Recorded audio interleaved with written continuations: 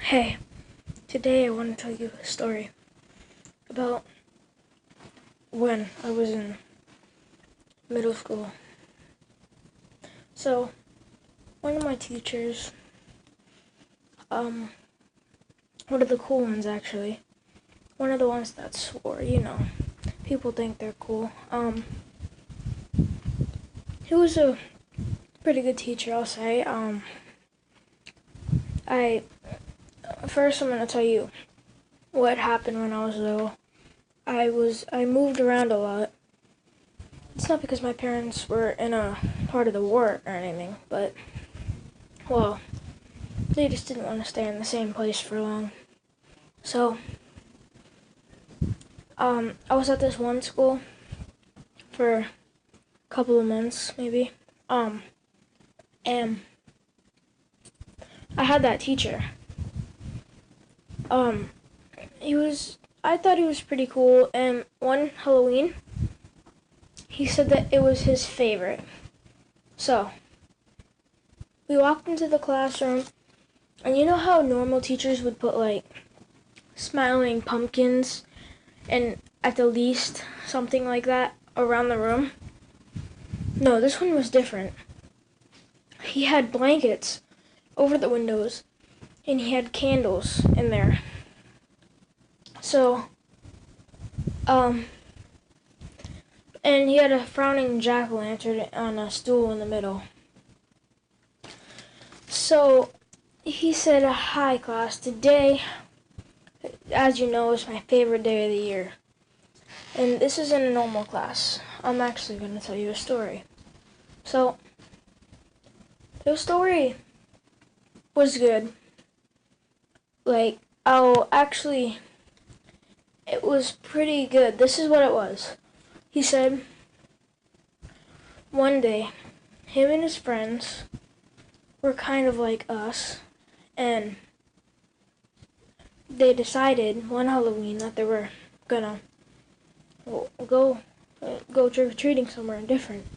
So, they they went out, and they went in a pretty weird place, actually. They kept going until they got to, what was it? Kentucky, I think he said. And, well,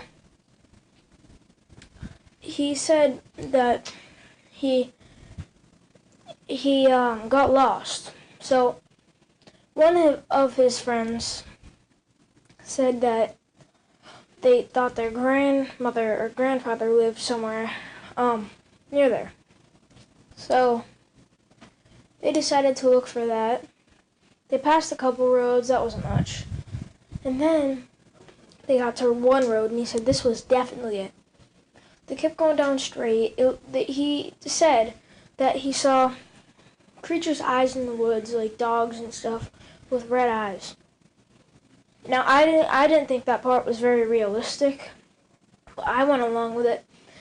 I'm kind of a nerd for that kind of stuff, like urban legends. So, and then he went on about how it looked like the trees were grabbing him, but it was also kind of dark out. So,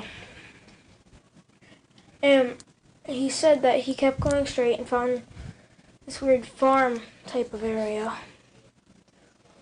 And he decided to, because the lights were on, he swore he saw somebody, so he decided to go in there, of course.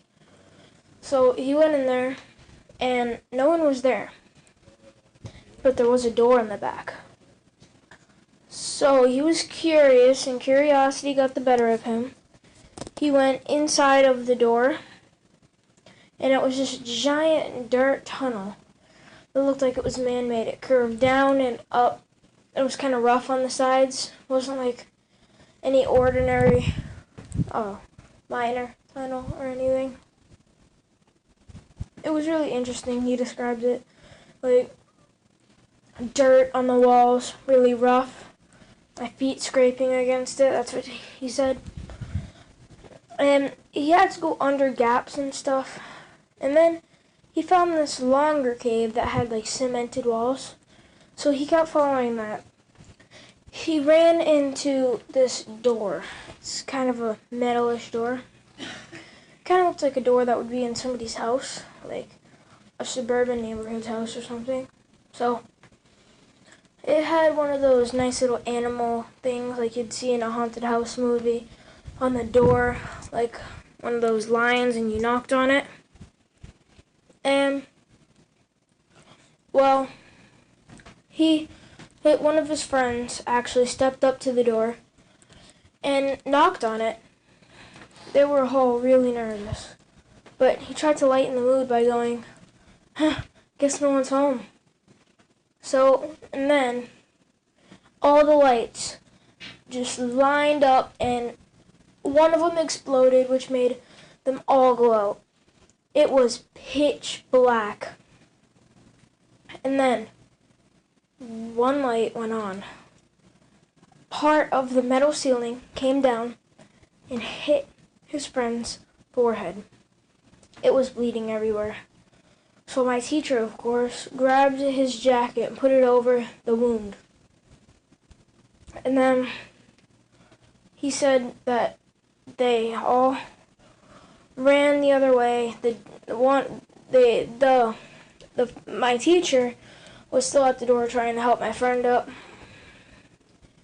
and his friend up. And one of them's like, "Come on!" The door smacked open. There was a bunch of children. He described them as with nightgowns on. They were really dark. They had spots of really red on them. And I thought that was pretty creepy. Wasn't as creepy. It wasn't too creepy, but pretty creepy. And by this point, I thought it was made up, but it was still interesting me. Better than a school day, right? So they ran out and tried to go home. They got it, and it was a happy ending, just like that. But then, me and my friends that next Halloween, we were visiting Kentucky. Actually, somewhere near Kentucky. So my friend, Steve, he said, "Hey, how about we go to that place that our teacher was talking about?" And out of curiosity, we went. It took us a long time. We rented a little house. The first day was a couple miles one way, second day another one, third day another way. And then, one day, they actually came across a dirt road, just like they described it, as his teacher described it. Kind of did look like the trees were grabbing us, but the only animal we found was a dead rabbit on the side of the road. It didn't look really dead, actually. It kind of looked like it just laid down and didn't feel like getting up, but so we kept on going, and we found the barn he described it as. So we went in. I looked around it because he said that there was like a windmill, I remembered from the story. And I couldn't find nothing but a couple of dead bushes. So we were looking around, and he was like, "I couldn't find anything. I couldn't find the windmill." And my friend Steve was like, "Come on, let's keep looking." So they were looking with their flashlights, and they couldn't find the door that he described it as.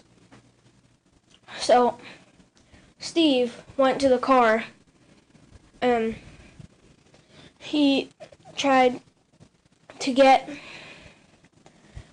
something, like to help us, a bigger flashlight. And I was just walking around, and then I heard a big thud.